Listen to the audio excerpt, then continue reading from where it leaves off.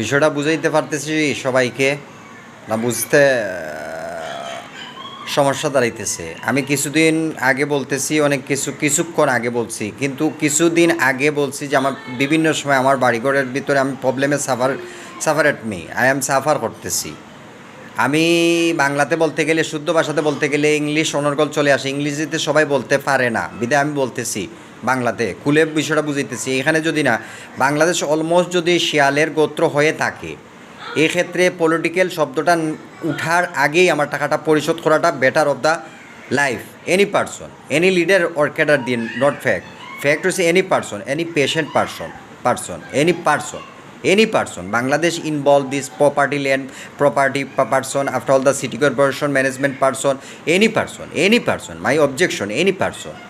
আমি আমার টাকাগুলো পাই, আমি টাকাগুলো কীভাবে পাবো? আমি যদি পলিটিক্যাল আমাকে দেয়, আমি একটাও রাখবো না বাংলাদেশের ভিতরে। এই যে ভাবে কথা বলতেছি, এইভাবে একটা লোক থাকার বিষয় না, থাকবে না আমার পাশে কোনো অবস্থাতে না। রাজনীতি এত বাঞ্ছনীয় দিক, আবার এর এগেনিস্ট প্রতিদ্বন্দ্বিতা করতে গেলে এটাকে অনেক ঊর্ধ্বভাবে দেখতে গেলে শিয়ালের মতো একটা দ্বার প্রান্তে কয়েকশো কোটি লোক, এটা তো শূন্য।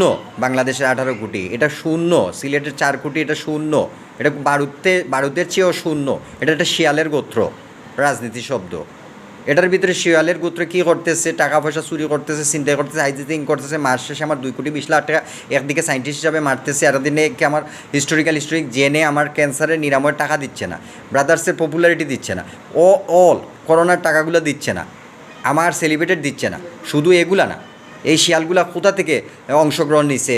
বিনোদনের ক্ষেত্রে হোক বা বিভিন্ন ক্ষেত্র বিশেষ হোক, যে কোনো পার্লামেন্টারি হোক, একাডেমিক লেভেল হোক, ক্যাম্পাস হোক, ক্যান্টিন হোক, জাতীয় সংসদ ভবনের আসন কোটা হোক, তার ক্ষেত্র বিশেষ হলেও যে এটা শিয়াল, এই শিয়ালগুলা কীভাবে কাটা পড়বে এটা তো আমি বলে দেবো না। এটা তো একদিক, এর পৃষ্ঠপোষকতা নানান দিক। এটা তো এই যেমন কসাই বলতেছি, আমি তো বাংলাতে তাকিয়ে সেজন্য বাংলাতে বলতেছি যে এটা কসাই আছে। খসাই শুধু একক পর্যায়ে, একটা খসাই সমিতি বাজার আছে। এক খসাই সিলেটের জন্য না, আস্থা অল বাংলাদেশের একটা খসাই কলকারখানা আছে যে এগুলা জবই করে মানুষকে না গরুকে কাও। আমরা এগুলা দেখে আসতেছি। এই বিদায় দেখা যেতেছে শিয়াল গোত্র সিলেট জেলার ভিতরে সবসময় কথা বলতেছে, বেয়াদবি করতেছে। আমি বাসাতে কথা বলতেছি সিলেটের, তারপরেও আমাকে সাথে বেয়াদবি করতেছে, অগণিত বেয়াদবি করতেছে, লম্পটের মতো, স্যাডিসের মতো, বদমাসের মতো, ক্যারেক্টারিটি খারাপ দেখাচ্ছে।